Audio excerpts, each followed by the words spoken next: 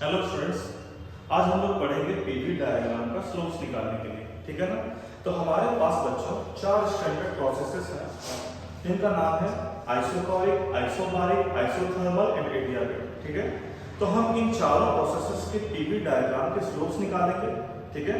और इन स्लोप्स का एप्लीकेशन देखेंगे कि इन स्लोप से हम लोग क्या क्या अटेंड कर सकते हैं और किस तरह के प्रॉब्लम्स को बना सकते हैं। ठीक है ना। आइए देखते हैं। चलिए, तो हमारे टॉपिक का नाम है बच्चों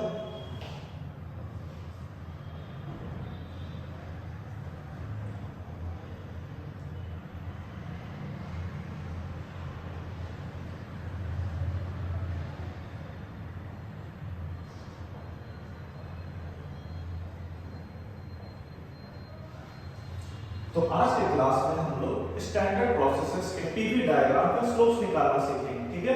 तो पहला हमारा जो ग्राफ है वो है आइसोकोरिक प्रोसेस। आइसोकोरिक प्रोसेस, ठीक है ना।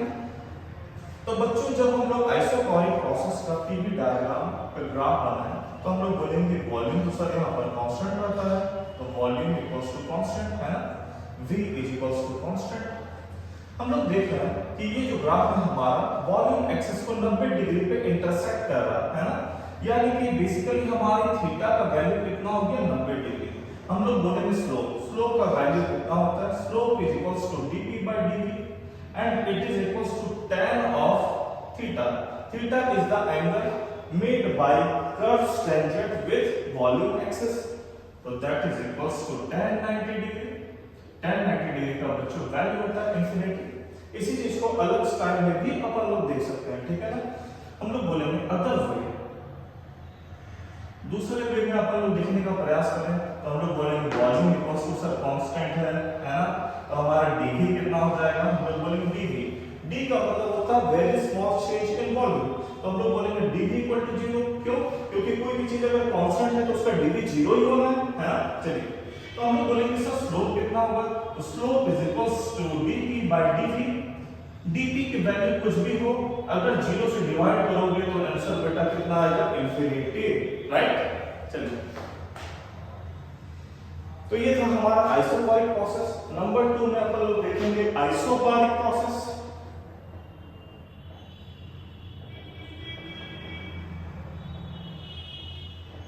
आइसोबारिक प्रोसेस का मतलब होता है प्रेशर इक्वल्स टू कांस्टेंट, और इसका जो पीवी डायग्राम बनेगा वो कुछ ऐसा बनेगा, स्ट्रेट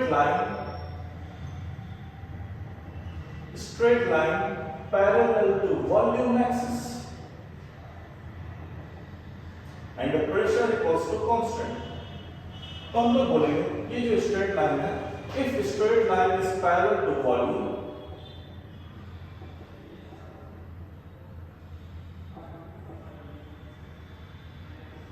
अगर straight line parallel to volume axis रहेगा, हम लोग बोलेंगे उन दोनों के बीच का angle theta equals to 0 degree रहेगा। थीटा क्या है? Theta is the angle between this line and this line, तो उसकी वैल्यू कितनी है, 0 डिग्री। तो हम लोग बोलेंगे स्लोप की वैल्यू हो जाएगी, slope is equals to dp/dv is equals to tan theta is equals to tan 0 degree equals to 0। तो हम लोग बोलेंगे आइसोबारिक प्रोसेस का स्लोप जो होता है, स्लोप का वैल्यू बच्चों कितना आता है, 0। ठीक है। चलो, इसी चीज को बच्चों हम लोग अदर वे में भी देख सकते हैं, दूसरा मेथड भी अपन पास है। तो हम लोग क्या बोलेंगे, सब प्रेशर इक्वल्स टू कांस्टेंट है, P is equals to constant. तो किसी भी चीज का डिफरेंशिएशन किसी भी चीज के अबाउट कितना होता है, हम लोग बोलेंगे dp/dv, d constant by dv, तो कांस्टेंट का डिफरेंशिएशन कितना होता है, 0। तो हम लोग बोलेंगे डायरेक्टली हम लोग ग्राफ को देख करके भी बोल सकते हैं कि स्लोप की वैल्यू 0 है, या फिर अरिथमेटिक्स लगा करके भी हम लोग बोल सकते हैं हमारा स्लोप कितना है, 0 है। सही है क्या? चलिए, हमारे पास जो हमारा तीसरा प्रोसेस है, थर्ड प्रोसेस का नाम है हमारा आइसोथर्मल प्रोसेस।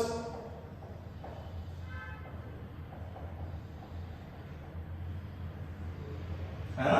तो आइसोथर्मल प्रोसेस का मतलब क्या होता है बच्चों, टेंपरेचर हम लोग इसमें कांस्टेंट रखते हैं, temperature T is equals to constant. इसी के हिसाब से हम लोग ऐसा ही बोल सकते हैं कि sir P into V equals to constant. Suppose इस कांस्टेंट का बच्चों हम लोग वैल्यू मान लेते हैं C, तो PV equals to constant C हो गया। तो यहाँ पर हम लोग बोल सकते हैं कि pressure is equal to sir C by V. तो अगर इसका ग्राफ हम बनाने का प्रयास करेंगे तो हम लोग ऐसा बोलेंगे कि सर हमारा ग्राफ बनेगा that will be hyperbolic in nature. So this is the hyperbolic nature graph. हम लोग बोलेंगे this is the isothermal process. ठीक है ना? तो आप लोगों को पता ही होगा कि एक्स वाई एक्सिस में जो हाइपरबोला हम लोग बनाते हैं तो वो इसी डिजाइन का दिखता है इन फर्स्ट क्वाड्रेंट, है ना? चलिए इतना होने के बाद बच्चों लोग आगे बढ़ेंगे तो हम लोग जानना चाहते हैं कि सर इसका स्लोप हमें बता दो। तो अब हम लोग बोलेंगे कि सर पिछले प्रॉब्लम्स में हम लोगों ने जिन ग्राफ्स के मदद से हम लोगों को थीटा डायरेक्टली दिख गया कि यहाँ पर थीटा 90 डिग्री है, यहाँ पर थीटा 0 डिग्री है, उस तरह का कोई भी बिहेवियर हम लोग को यहाँ पर देखने को नहीं मिलेगा। हम लोग बता नहीं सकते हैं कि अगर किसी भी पॉइंट पर बच्चों को टेंजेंट डालें तो इस टेंजेंट का एंगल कितना होगा थीटा, ये हम लोग डायरेक्टली ज्योमेट्री से देख करके नहीं बता सकते हैं। इसीलिए हम क्या करेंगे, मैथमेटिक्स कैलकुलस का इस्तेमाल करेंगे और उसकी मदद से हम लोग डीपी बाई डीवी निकालने का प्रयास करेंगे। ठीक है ना? तो देखते हैं कि कैसे करेंगे। तो हम लोग को चाहिए स्लोप जिसकी वैल्यू है dp by dv which implies the pressure का वैल्यू हम लोग करते हैं C by V by D. इसका जो डिफरेंशिएशन होगा तो हम लोग बोलेंगे d v to the power minus 1 by D. इसका डिफरेंशिएशन होगा c minus 1 by v square. हम लोग बोलेंगे कि यहाँ पर जो हमारा c है, c का वैल्यू हमारा प्रेशर इनटू वॉल्यूम था, तो हम लोग क्या कर सकते हैं, slope is equals to c की वैल्यू यहाँ से पुट करिए तो हम लोग बोलेंगे pv into minus 1 by v square which implies slope का जो वैल्यू हो गया slope is equals to dp by dv is equals to कितना हो गया माइनस p बाई v। तो बहुत इंपॉर्टेंट रिजल्ट है स्टूडेंट्स, इसको हम लोग स्टार मार्क करके याद करके रखेंगे। ठीक है ना?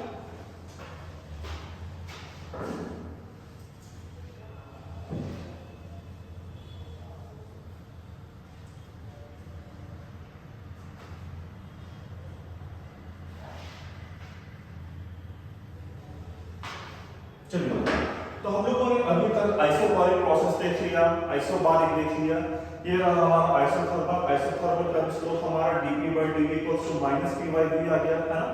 अब हम लोग अपने आखिरी प्रोसेस को देखेंगे जिसका नाम है एडियाबेटिक प्रोसेस। ठीक है? आइए तो चौथा नंबर पे स्टूडेंट्स अपन लोग डालते हैं एडियाबेटिक प्रोसेस।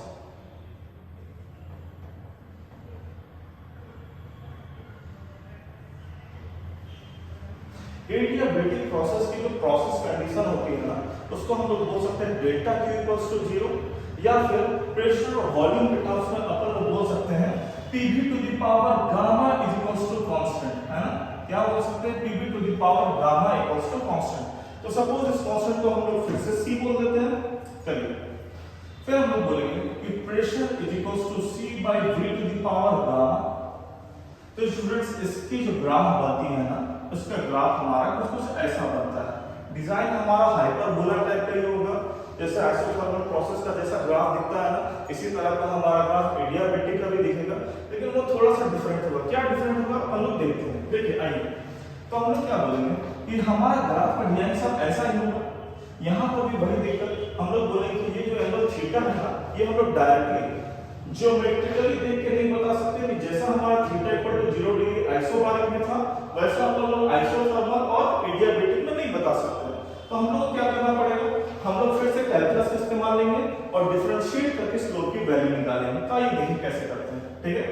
तो हम लोग बोलेंगे कि यहाँ पर स्लोप जो है slope is equals to dp by dv is equals to d value put करें c by v to the power gamma by dv is equals to c constant पर by dv to the power minus gamma by dv। आगे बढ़िए तो हम लोग बोलेंगे slope is equals to dp by dv is equals to c minus gamma v to the power minus gamma minus 1। इसको बच्चों हम लोग लिख सकते हैं minus gamma c by v to the power gamma plus 1।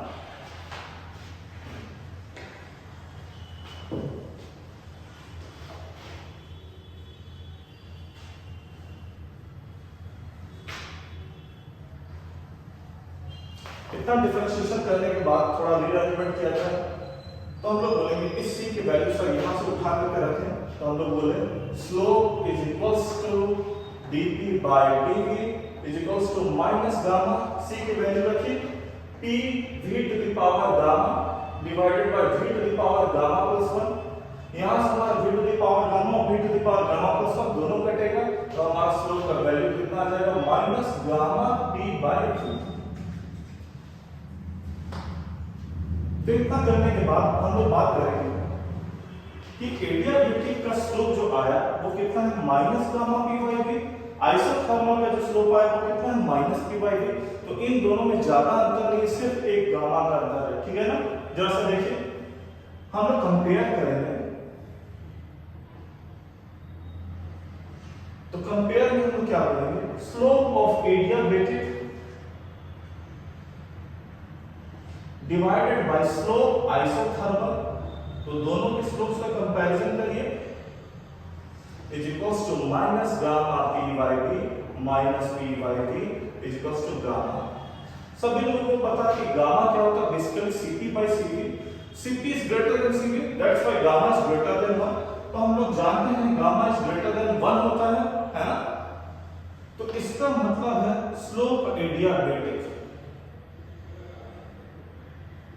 is greater than slope isothermal। चलिए, ऐसे बच्चों स्लोप का मतलब क्या होता है, अगर हम लोग फिजिक्स में स्लोप का मतलब बोले तो हम लोग कह सकते हैं कि स्लोप क्या होता है, बेसिकली ढलान। स्लोप क्या है, एक तरह का ढलान है ना। तो अगर ढलान की बात की जा रही है तो हम लोग बोलेंगे एडियाबेटिक ग्राफ है, उसका जो ढलान है वो ज्यादा स्टीप है इन कंपैरिजन टू आइसोथर्मल की ढलान, है ना, स्लोप। तो अगर हम लोग एक ही ग्राफ में सारे प्रोसेस को डालने का प्रयास करें, तो सपोज कि अपन लोग यहां से चले, हम लोग बोले कि ये हो गया हमारा isobaric, this is our isobaric, suppose this is isothermal, ये हमारा आइसोथर्मल है ना। तो हम लोग क्या बोलेंगे कि एडियाबेटिक वाला जो ग्राफ है ना, एडियाबेटिक वाले ग्राफ का जो ढलान है वो आइसोथर्मल से कुछ ज्यादा स्टीप है। इसका मतलब क्या है कि एडियाबेटिक का जो ढलान होगा ना वो और ज्यादा खड़ी चढ़ाई होगी, यानी कि हम लोग नीचे में क्या बनाएंगे students, this will be the adiabatic graph. तो स्लोप का इस्तेमाल करके हम लोगों ने एक चीज सीखा कि एडियाबेटिक ग्राफ जो है ना वो हमेशा आइसोथर्मल के नीचे रहेगा। चलिए,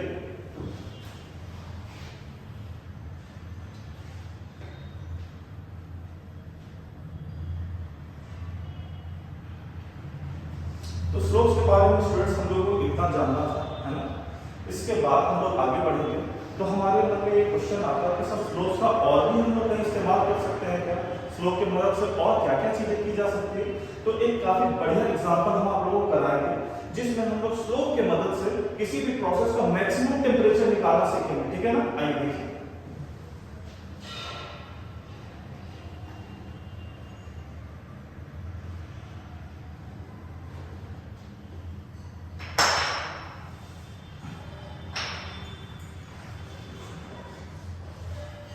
तो सबसे पहले हम लोग एक प्रॉब्लम लेंगे, है ना। इस प्रॉब्लम में हम लोग देखेंगे कि कैसे हम लोग स्लोप का इस्तेमाल करते हुए किसी भी प्रोसेस का मैक्सिमम टेम्परेचर निकालेंगे। तो आइए देखते हैं।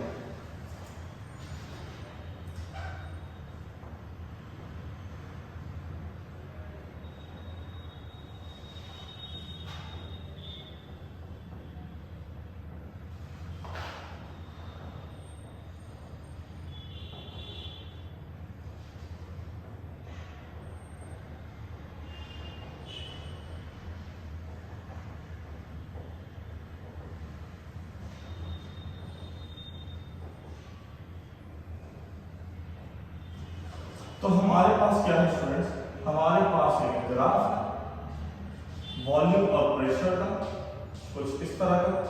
ये ग्राफ हमारा कैसा है, स्ट्रेट लाइन। यहां पर हमारा पॉइंट है ए, यहां पर हमारा पॉइंट है बी। ए और बी की प्रॉपर्टीज दी गई है, प्रेशर है पी नॉट, बी पे प्रेशर है सपोज मान लेते हैं पी नॉट बाई 2, ए पर है क्रॉस प्रेशर हमारा पी नॉट, बी पे वॉल्यूम एंड डी पे वॉल्यूम है हमारा 2 वी नॉट, ठीक है ना। तो ये हमारा प्रोसेस है ए टू बी। इस प्रोसेस में अपन लोग क्या मैक्सिमम टेम्परेचर जानने का प्रयास करेंगे, इस पॉइंट पे होगा, है ना। चलिए तो देखते हैं कि हम लोग प्रॉब्लम्स को कैसे अटेंड करेंगे। तो हम लोग कहेंगे कि हमारे पास बहुत सारे पॉइंट्स हैं एबी में, तो किस पॉइंट पे हमारा मैक्सिमम टेम्परेचर है ये कैसे निकालेंगे। इसके लिए बच्चों हम लोग आइसोथर्म्स का इस्तेमाल करते हैं। We are going to use isotherm. तो हम लोग नोट करके छोटी सी चीज देखेंगे, नोट करके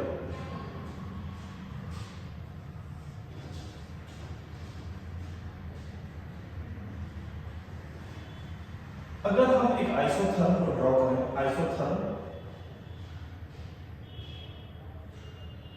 एट टेम्परेचर T1, यहां पर हमारा दूसरा आइसोथर्म है टेम्परेचर T2, यहां पर हमारा तीसरा आइसोथर्म है टेम्परेचर T3। तो अपन जैसे जैसे इस डायरेक्शन में बढ़ते जाएंगे ना, वैसे वैसे हमारा टेम्परेचर बढ़ता जाएगा। तो हम लोग यहाँ पे बोल सकते हैं कि T4 is greater than T3 is greater than T2 is greater than T1। तो हम लोग इस प्रॉपर्टी का इस्तेमाल करेंगे, देखिए कैसे।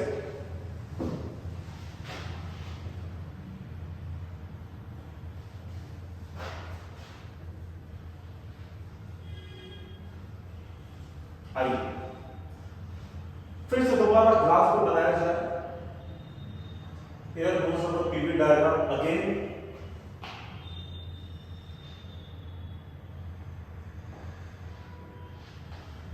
सपोज कि हम लोगों ने पॉइंट ए से कोई आइसोथर्म को ड्रॉ कर दिया। तो सपोज कि ये हमारा आइसोथर्म था एट टेम्परेचर T1। अपन लोग एक दूसरा आइसोथर्म बनाया जो कि थोड़ा सा ऊपर है, इस आइसोथर्म का टेम्परेचर है T2। तो अपन लोग एक चीज तो बोल सकते हैं कि जैसे जैसे हम लोग इस डायरेक्शन में आगे बढ़ते जा रहे हैं, इस पॉइंट का टेम्परेचर T1 था तो इस पॉइंट का भी टेम्परेचर T1 हो गया, इस पॉइंट का टेम्परेचर T2 है ड्यू टू दिस आइसोथर्म, तो इस पॉइंट का टेम्परेचर कितना हो गया, T2 हो गया। हम लोग कहें कि जैसे जैसे हम लोग B से A की तरफ बढ़े तो टेम्परेचर T1 से T2 हुआ, यहां पर A से B की तरफ बढ़े तो टेम्परेचर T1 से T2 हुआ, and T2 is greater than T1। यानी कि A से B की तरफ बढ़ते वक्त हमारा टेम्परेचर धीरे धीरे बढ़ा, हमारा टेम्परेचर धीरे धीरे बढ़ा। बढ़ते बढ़ते हम लोग बोले कि ऐसा आइसोथर्म से ड्रॉ कर दो जो कि हमारे कर्व AB को टेंजेंशियली टच होता हुआ जा रहा है। ये आइसोथर्म क्या कर रहा है, हमारे कर्व को टेंजेंशियली टच होता जा रहा है। सपोज कि इस पॉइंट का नाम हम लोग C कर देते हैं, तो हम लोग कहेंगे ये TC है और ये जो आइसोथर्म है हमारा TC टेम्परेचर पे ड्रॉ किया गया है। तो हम लोग कहेंगे कि TC is greater than T2, है ना। TC जो हमारा T2 से बड़ा ही होगा। क्यों? क्योंकि हम लोग जैसे ही आइसोथर्म में ऊपर होते जाएंगे तो ऊपर वाला आइसोथर्म हमारा हायर टेम्परेचर पर ही होगा ड्यू टू दिस प्रॉपर्टी। आगे बढ़ते हैं। हमें पता है कि किसी भी आइसोथर्म का स्लोप ऑफ आइसोथर्म, किसी भी आइसोथर्म का स्लोप अगर अपन लोग बात करें तो स्लोप ऑफ आइसोथर्म कितना होता है, dP/dV isotherm is equals to -P/V होता है। आइसोथर्मल प्रोसेस का जो स्लोप होता है वो बच्चों कितना होता है, -P/V। अब ये आइसोथर्म अपन लोग पॉइंट C कर लें तो हम लोग बोल सकते हैं कि C ही हमारा मैक्सिमम टेम्परेचर है, क्योंकि C से आगे बढ़ोगे तो ये वाला आइसोथर्म बाकी के सारे आइसोथर्म हमारा AB से ऊपर हो जाएंगे, है ना। ये वाला आइसोथर्म हमारा AB को टच नहीं कर रहा है, तो इस आइसोथर्म का कोई मतलब नहीं है, उसको हम लोग क्रॉस कर देते हैं। तो dP/dV of isotherm at C, point C पर हम लोग का dP/dV का वैल्यू कितना होगा, -PC/PC। हम लोगों ने क्या किया, पॉइंट C पे जो प्रेशर और वॉल्यूम था उसकी वैल्यू PC/VC पुट कर दिया। साथ में हमारा क्या है, S dP/dV isotherm at C is tangent to AB, is tangent to straight line AB। तो हम लोग ऐसा कह सकते हैं कि dP/dV isotherm at C is equals to slope of straight line AB, slope of straight line AB, है ना। तो हमारा जो आइसोथर्म का बेसिकली जो टेंजेंट है वो AB ही बन गया है। AB जो हमारा स्ट्रेट लाइन है वो इस आइसोथर्म का टेंजेंट ही है ना। तो आइसोथर्म के टेंजेंट का स्लोप और लाइन AB का स्लोप दोनों बराबर हो गए। क्यों? क्योंकि टेंजेंट और लाइन AB दोनों सेम ही है ना। चलिए तो आगे बढ़ते हैं।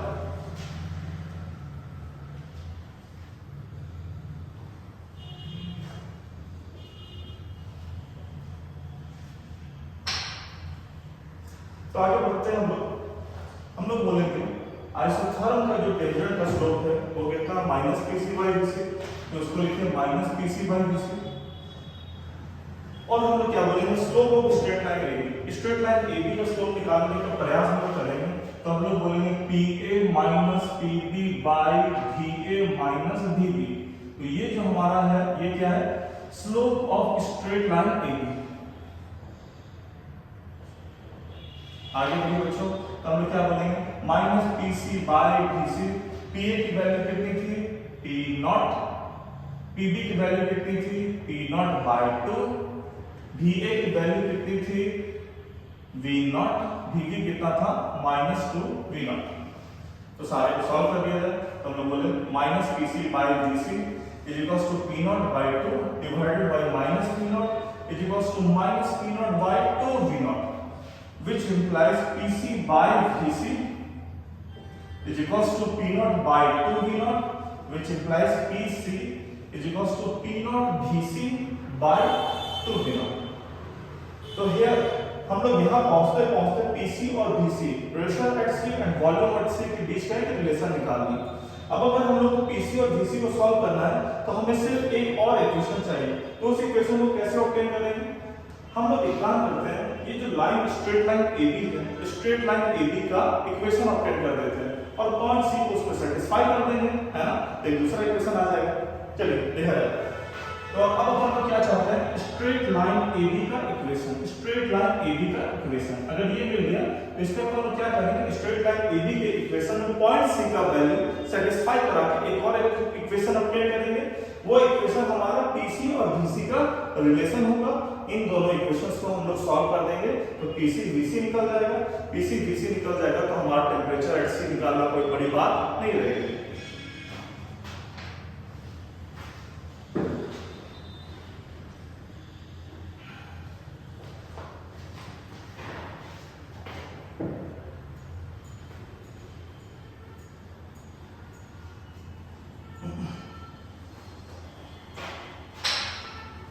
तो स्टूडेंट्स कोई भी हमारा स्ट्रेट लाइन है XY, है ना, तो उसका इक्वेशन हम लोग कैसा लिख सकते हैं y equals to mh plus c।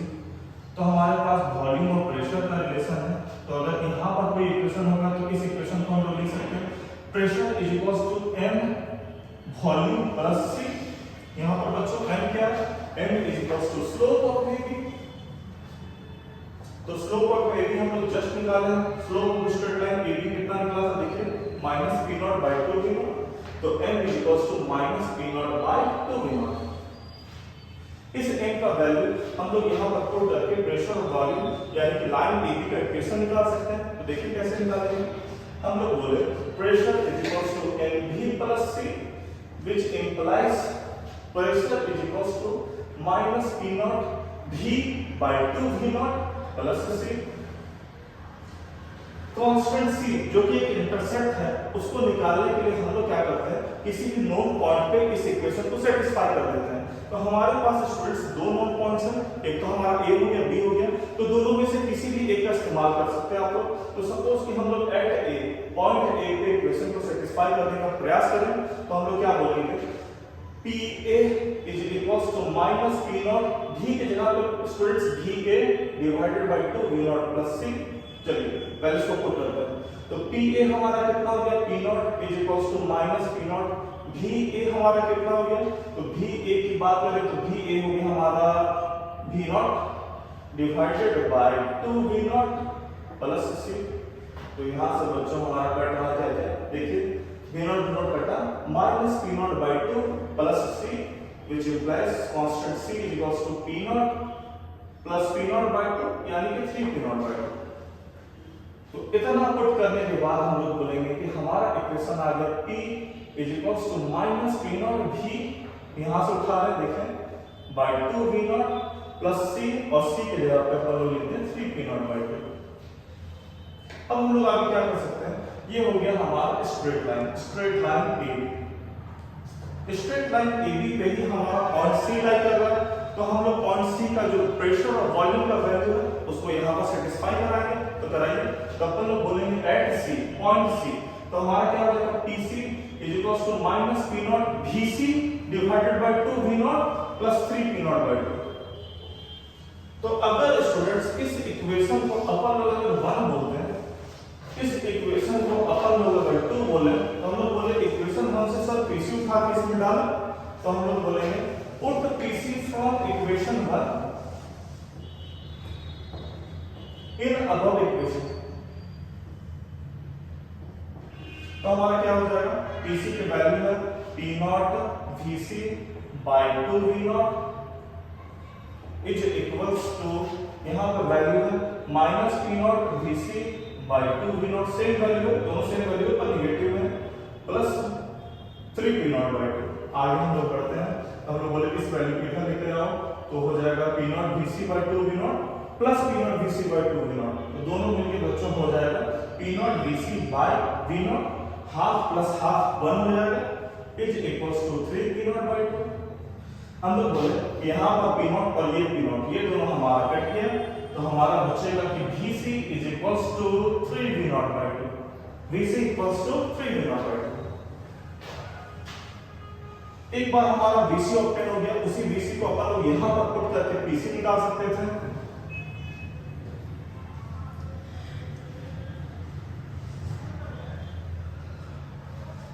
तो इस pc का इस्तेमाल अपन लोग ऊपर करेंगे, तो pc equals to p0 vc by 2 v0 is equals to p0 vc की वैल्यू है 3v0/2 into 3v0/2 divided by 2v0, तो v0 हमारा कटा, तो हमारा pc आ गया 3p0 डिवाइडेड बाय 4। हम लोग बोले pc vc is equals to nrtc which implies pc की वैल्यू है 3p0/4, vc की वैल्यू है 3v0/2 is equals to number of moles को 1 दिया गया r into tc, तो अपन लोग यहां से बोलेंगे कि tc की वैल्यू कितनी हो गई, 3 3 9 9p0 v0/4 to the 8 r, तो this is the value of tc, और यही हमारा tmax है, तो tmax का वैल्यू हो गया 9p0 v0/8 r।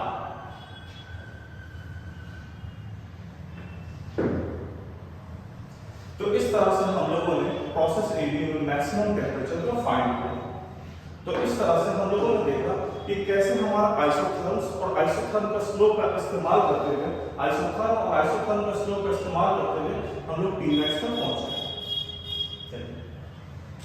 इसी क्वेश्चन को बनाने का स्टूडेंट्स एक और तरीका होता है, उस तरीके में अपन लोग क्या करेंगे, डिफरेंशिएशन का इस्तेमाल करेंगे, मैक्सिमम मिनिमा के कांसेप्ट्स का इस्तेमाल करेंगे।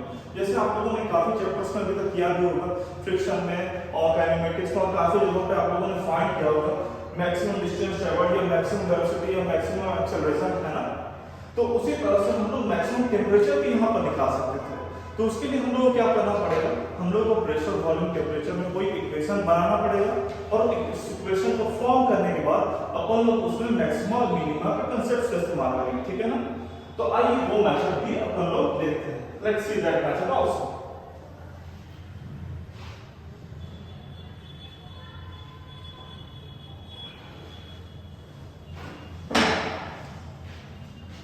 तो अपन लोग बोलेंगे other method to do same problem,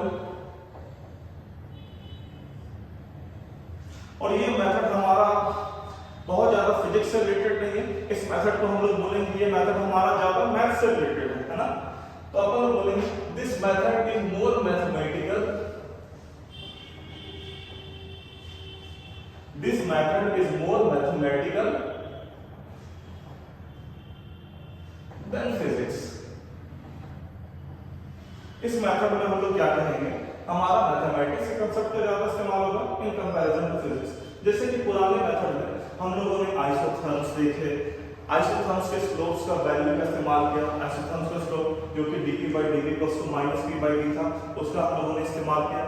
लेकिन इस प्रोसेस में हम लोग ये सब चीजें नहीं करेंगे, बेसिकली हम लोग मैथमेटिक्स ज्यादा देखेंगे। तो देखिए कैसे देखेंगे।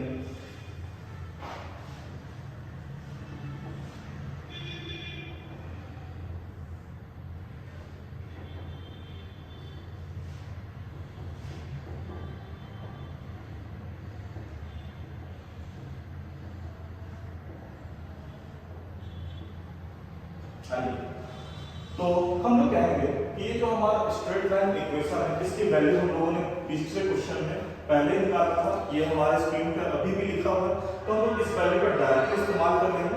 इसको अपन लोग दोबारा डिराइव नहीं करेंगे क्योंकि हमने पिछले प्रॉब्लम में इसको डिराइव किया था। तो आइए देखिए, तो अपन लोग यहाँ पर बोलेंगे कि प्रेशर की वैल्यू जो है AB के लिए माइनस पी नॉट भी divided by 2 V naught plus 3 P naught by 2 है। हमें चाहिए टेम्परेचर का मैक्सिमम वैल्यू, तो टेम्परेचर का मैक्सिमम वैल्यू निकालने के लिए हम लोगों को फंक्शन को प्रेशर और वॉल्यूम के टर्म्स से हटा करके इसी तरह से प्रेशर टेम्परेचर या वॉल्यूम टेम्परेचर के टर्म्स में लाना पड़ेगा, ठीक है ना। तो दोनों में से हम किसी एक का चुनाव करते हैं। तो यहाँ पर देखिए प्रेशर यहाँ पर इंडिपेंडेंट है, तो क्यों ना प्रेशर को ही हटा दिया जाए, क्योंकि वॉल्यूम को हटाएंगे तो थोड़ी सी तकलीफ होगी, दिक्कत होगी। तो सबसे पहले बच्चों हम क्या करते हैं, प्रेशर को हटाते हैं। हमने पता है PV nRT होता है, नंबर ऑफ मोल्स बच्चों 1 करने हैं RT, तो यहाँ से अपन लोग बोल सकते हैं pressure is equals to RT by V। इस वैल्यू को यहाँ पर उठा करके रखें, तो अपन लोग बोलेंगे प्रेशर की जगह पे RT by V is equals to minus P naught V divided by 2 V naught plus 3 P naught by 2।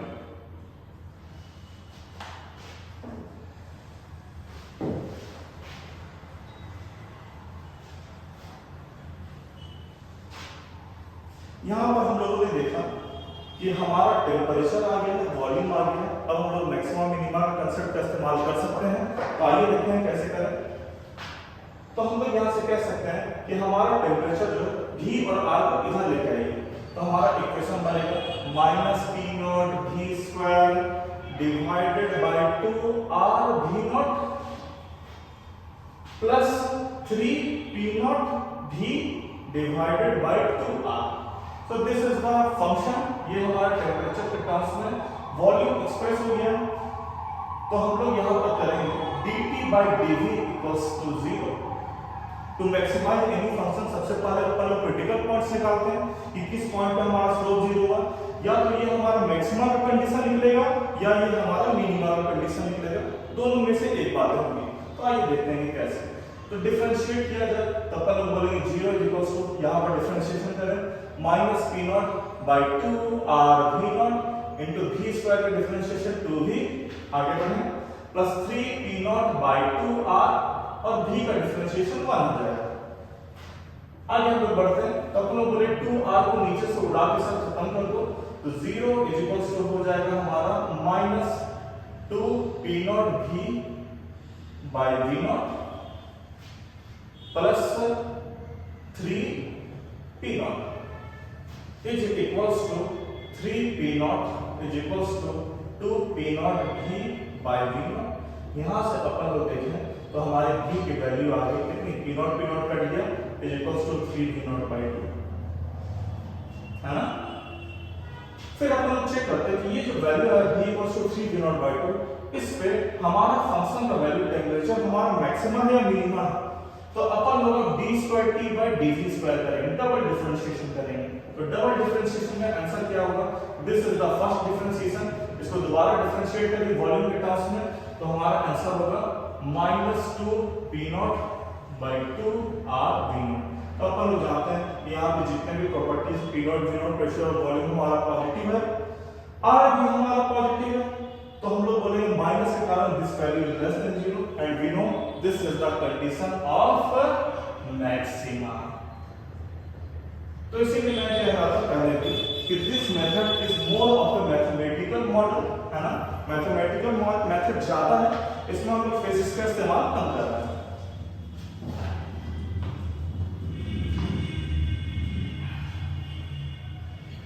आइए, तो हम लोगों ने यहाँ पर वॉल्यूम को निकाल दिया है, अब हम लोग यहाँ से प्रेशर को भी निकाल लेते हैं इस जगह पे पुट करके। तो हमारा P equals to minus P naught V by 2 V naught plus 3 P naught by 2। ऐसे हम लोग प्रेशर निकाल करके वॉल्यूम से मल्टीप्लाई करके भी टेम्परेचर निकाल सकते हैं, या फिर टेम्परेचर वहां से भी डायरेक्ट निकाल सकते हैं। तो दोनों ही कर ले। तो P equals to minus P naught by 2 V naught, V का वैल्यू है हमारा 3 V naught by 2 plus 3 P naught by 2 is equals to हमारा V नॉट कट गया, तो minus 3 P naught by 4 plus 3 P naught by 2, तो ये हमारा हो गया 3 P नॉट बाई 4। तो अपन लोग बोलेंगे P नॉट या P V is equals to nRT max, which implies pressure हमारा कितना हो गया 3 P नॉट बाई 4। वॉल्यूम हमारा आ गया 3 V naught by 2 is equals to 1 into R into T max. तो अपन लोग देख रहे हैं कि हम लोग सेम पिछले वाले रिजल्ट पे पहुंच गए। 3 T max is equals to 9 P naught V naught by 4 to the 8 R। तो इस वैल्यू तक पहुंचने के लिए स्टूडेंट्स हम लोग फिजिक्स से ज्यादा मैथमेटिकल टेक्निक यानी कि डिफरेंशिएशन का इस्तेमाल करते हुए हम लोग इस रिजल्ट तक पहुंचे। चलिए, तो मैं कह रहा था कि ये जो वॉल्यूम की वैल्यू निकली है, इस वॉल्यूम को अगर डायरेक्टली यहां पर पुट कर देते तो भी हमारा T मैक्स आ जाता है ना, तो वो भी चेक कर लिया जाए।